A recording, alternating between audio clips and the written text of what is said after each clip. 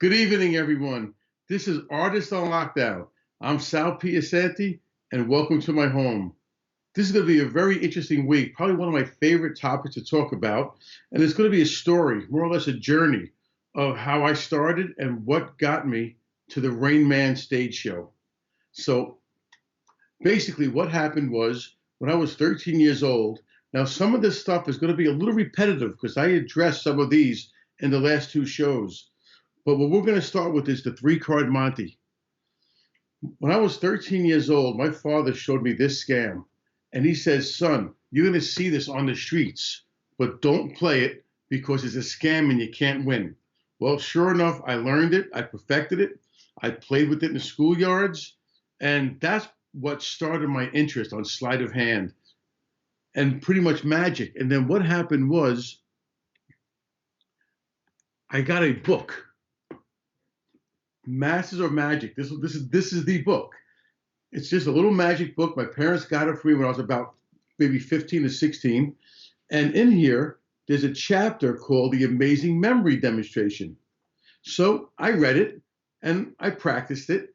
And basically, this is what it looks like. Now, this is going to be a clip from one of my shows. What happened here was members of the audience randomly called out 25 items. Done already. As I'm writing them down, I'm going to start memorizing them. Half the list done already. Okay. Got it. 14, that was the phone.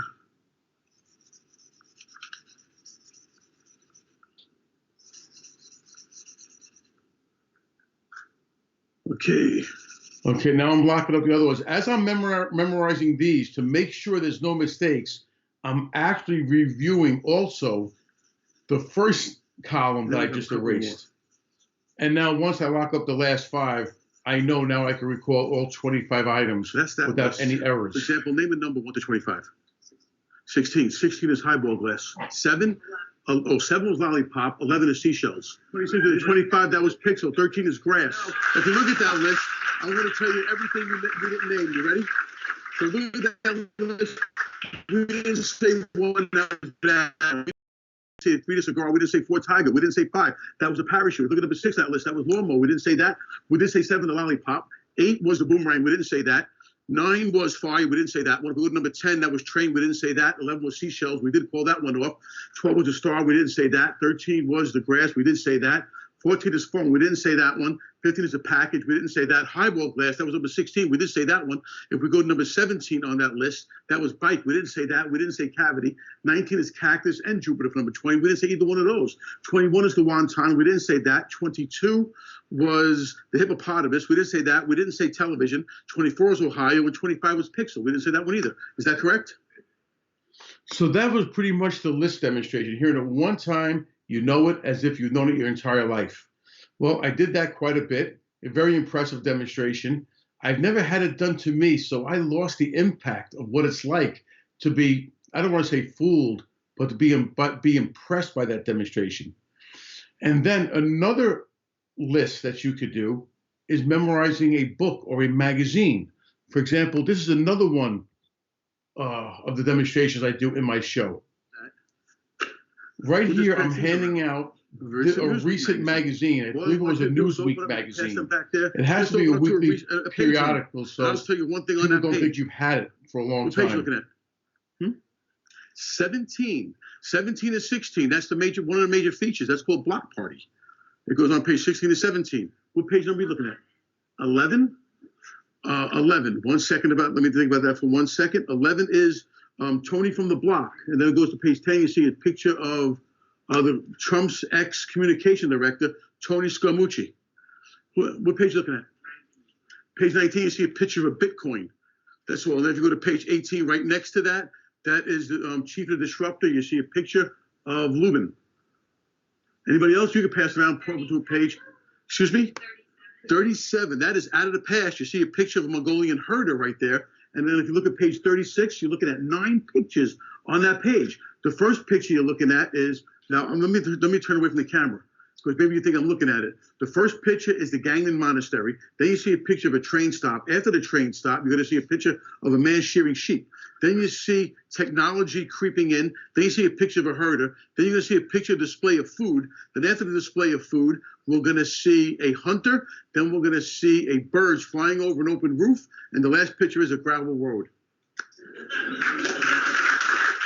So that was basically a magazine demonstration. Another incident that happened to me was I did a lecture for a university, and I happened to know the professor. And I said to him, send me a copy of a recent textbook that the students are using right now. And he did. And when I received it, it was a 638-page textbook. So I asked him, what chapters are the students learning from? And he said, Sal, we used the whole book. Well, it took me 2 weeks, but I memorized the entire book. So if a student was to say, what's on page 53, I could say, oh, that's a chapter about the Renaissance. On that specific page, they talk about the prince, and so on. And that helped me in an actual real life incident where I was in college. And I've taken anthropology, and this is an open book test. I'm sorry, this is a closed book test. Two of the questions was, what is a campesino? So I said a campesino is an agricultural worker. It's found on page 137, referenced again on page 438. What's an epithecus? That's a man that lived between such and such time period, found on page 633. The teacher called me up at home and said, how did you do this? How did you know where the information was? Because people with open book tests can't find it that quick on the pages. Well, I didn't tell her I just memorized the information to the page number, but I could tell she was very impressed. So after that, I went to the casinos, and now I'm dealing in Atlantic City, and this scam happened at one of the casinos.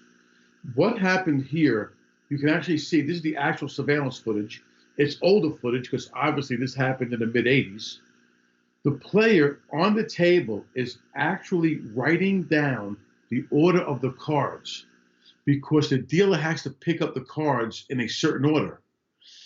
Well, then the dealer would employ a false shuffle, which we talked about that last week, and then they would know the exact order of the cards coming out.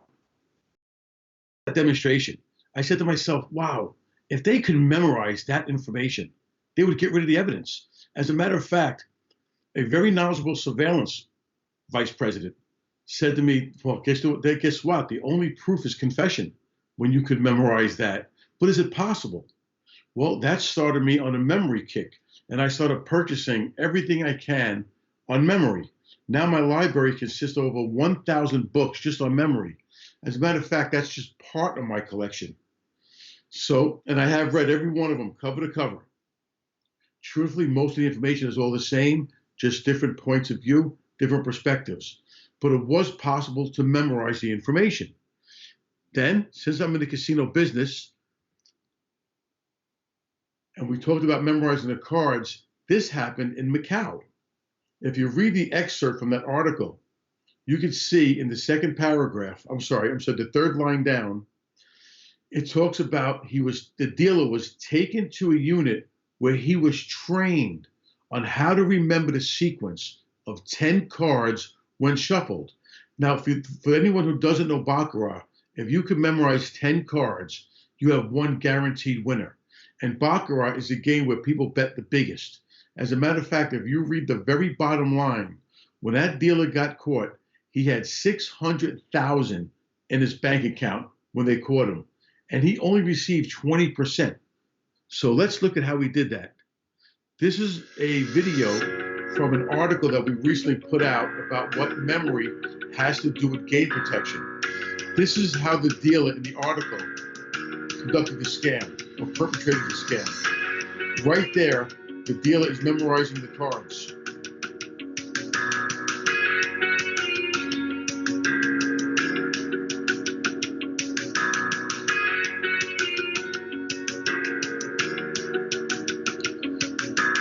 Now, if you look how that looks from my view, here's what I'm seeing.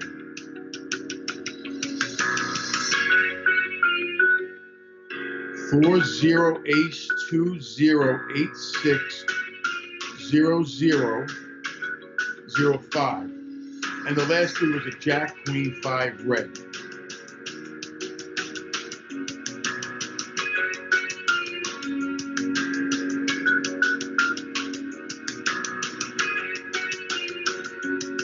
This video is on YouTube if you want to refer back to it, as well as if you go to universalgameprotection.com, you can read the entire article as well.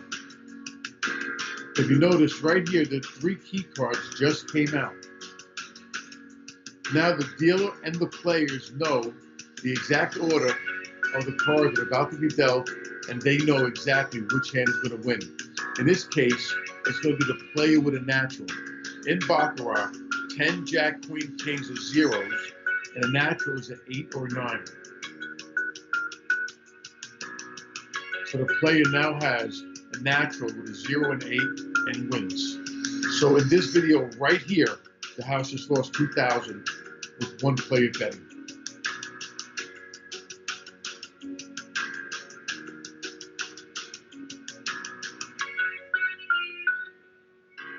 So that was one example of how a trained memory could be used to cheat in a casino.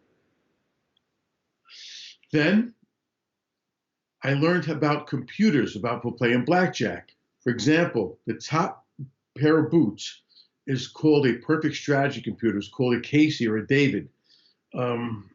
Here we have an actual one in my hand. This is a cutaway one, so you can see where the toe switches are. And the information as the dealer deals is input in binary, 1, 2, 4, and 8. So these computers are keeping track of the cards as they're being dealt and know exactly what's being left. Well, a person by the name of Steve Forty, who's one of my mentors, who is my mentor, taught me a card counting system, and he only taught it to 2 people that could duplicate what these computers could do. Well, I demonstrated this for my wife, and this is what she's seen. Now, this is from one of my older shows. Well, I'm going to put it on. And I'm going to tell you what's happening. Right now, a deck of cards is about to get shuffled. Shuffle that deck of cards up. Just to keep it fast-paced, I'm going to fast-forward the video. Remember, the 10 Jack Queen is considered a 10. Okay.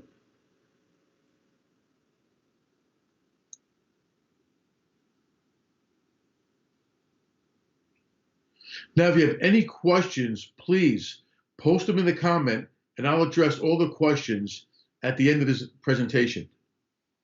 So right here, as the cards are being dealt, I'm seeing what was dealt. I know what's left. Ready? You have 1 ace, correct? You can throw it out. 6 10 value cards. 10 jacks and queens. 6 of them? Mm-hmm. You can throw those out.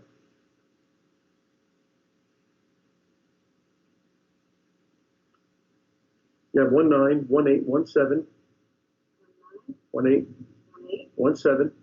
You have no 6s. You have 2 5s, Okay. 2 4s, 2 4s. 2 3s, and the 2 deuces. And That's Rain Man. So thank you very much for joining me. I did that demonstration for my wife, and my wife says to me, "Wow, that's right out of the movie Rain Man." Well, I've never seen the movie.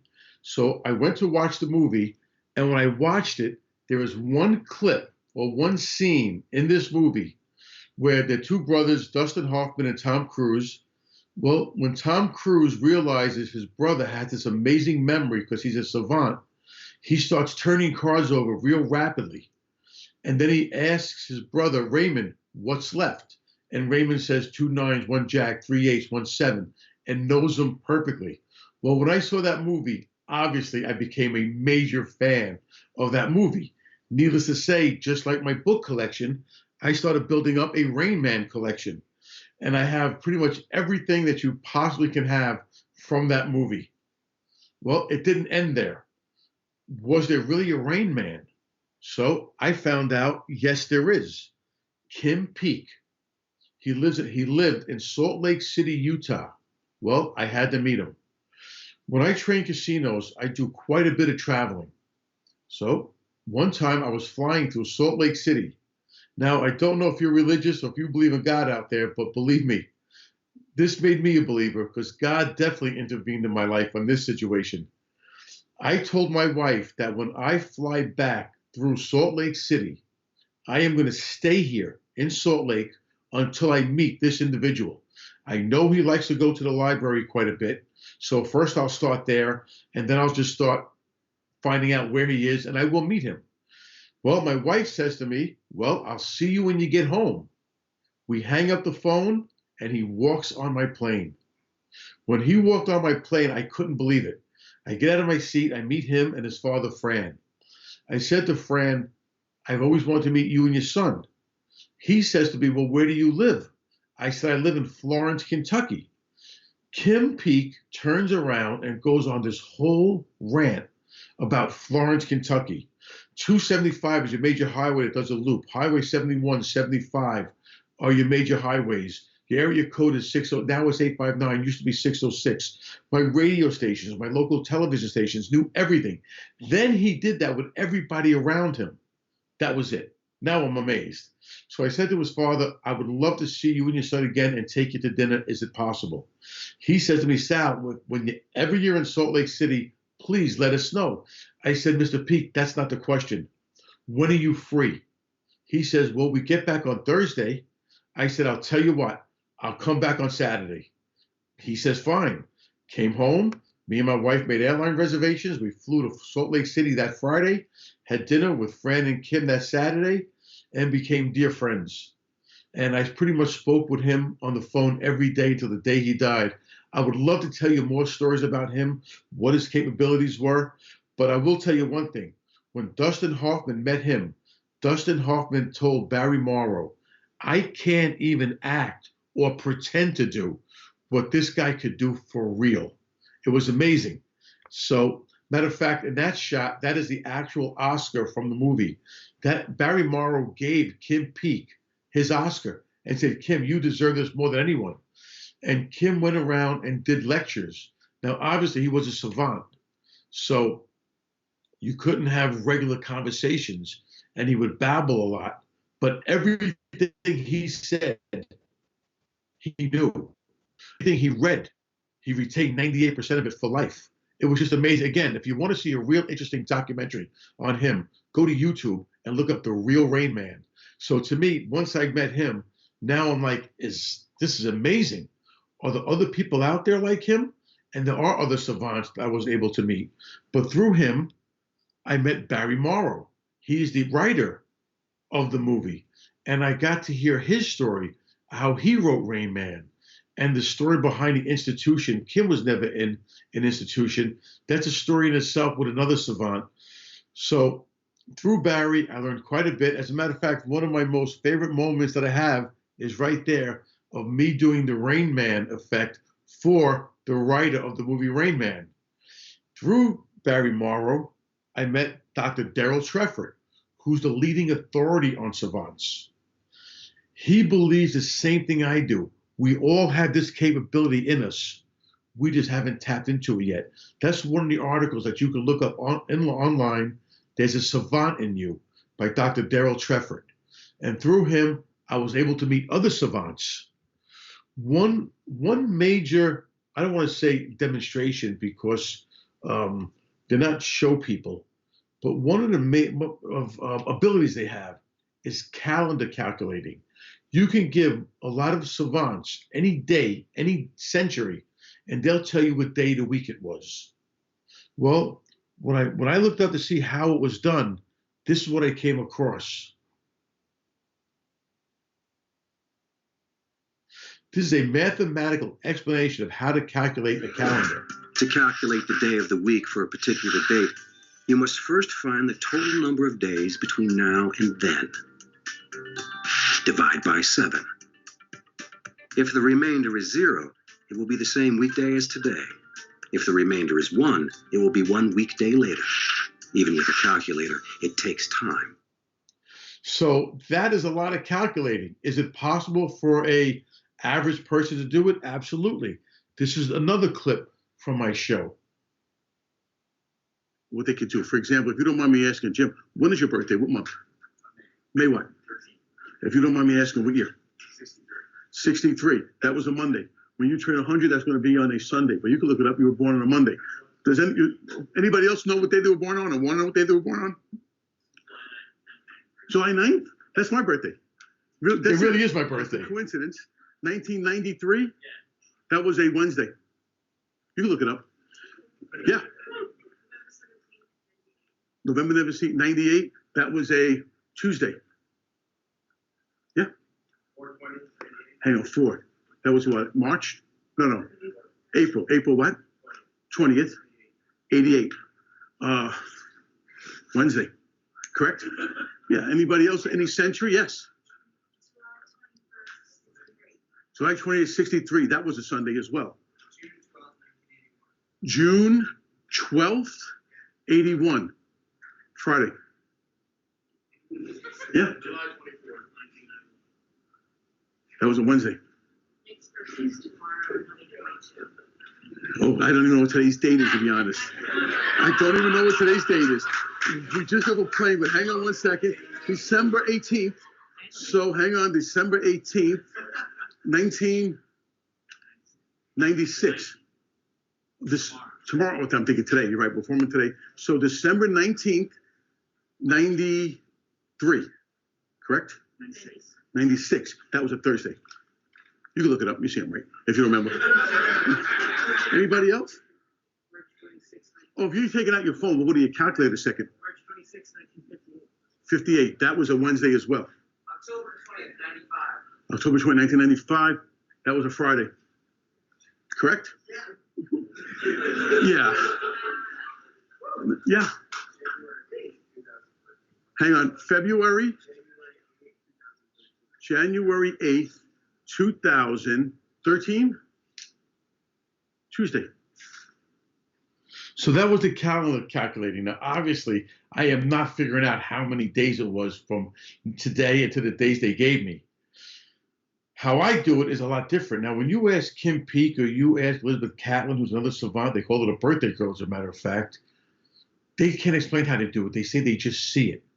Well, when I do it, I do have a formula, and I have no problem sharing it. I have numbers memorized for every year of the century. That's 100 numbers. I have numbers memorized for every month. I have numbers memorized for every day of the week. I have numbers memorized for every century. So I add up all those numbers, divide by 7, and the remainder tells me what day of the week it was. Sounds complicated. It's not. I'll just do one example of one random date. Let's go with my birthday, July 9th, 1964. As soon as someone says July, that's a 0. Why? I don't know. 9th, 9, 7 goes to 9 once. Remainder of 2, 2 is my number. 64, that's a 3. 2 plus 3 is 5, that's a Thursday. So that's how I do it. So it was just one. When I do my stage show, Rain Man, I just want to show what it's like to demonstrate some of the capabilities that these savants have. Another savant they have is cubing a number. When I saw Elizabeth Catlin cube a number, I couldn't believe it. You can give her a 2, 3-digit number, 4-digit numbers, and they can cube them. I looked it up. This is how they do it. Well, this is how it can be done.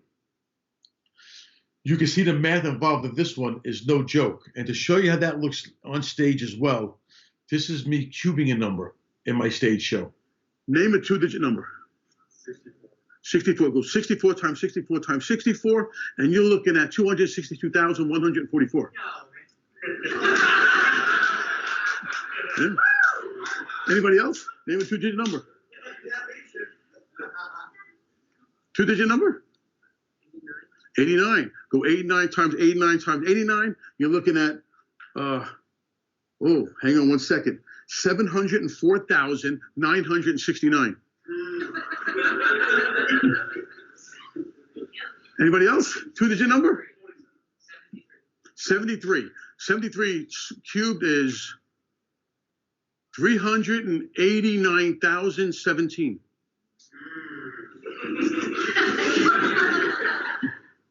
And that's cubing a number. Well, through that, I actually met a person who was very fascinated with me. And through this group, I was able to become a host of Game On America, Freaks on the Travel Channel. We did 13 episodes, and it's all about bar bets, street hustles, and scams, which we're going to cover some of those on future episodes of Artists on Lockdown. Now, I spoke at G2E Asia, and I was demonstrating some Baccarat scams, and there was a gentleman there named Steve Love. Well, Steve Love of Love Productions says, wow, Sal, you belong on stage. And he wanted to take casino cheating and bring it to the stage. Well, instead of casino cheating, I brought Rain Man to the stage, and that's how Rain Man, the stage show, came to be.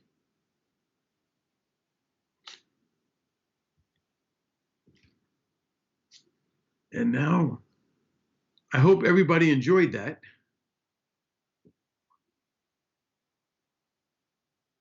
Go here.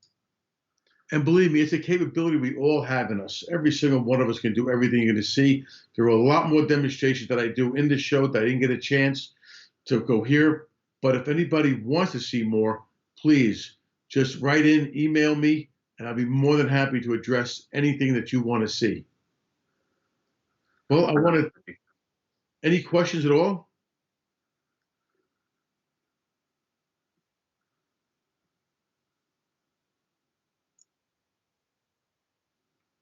I'm not seeing any.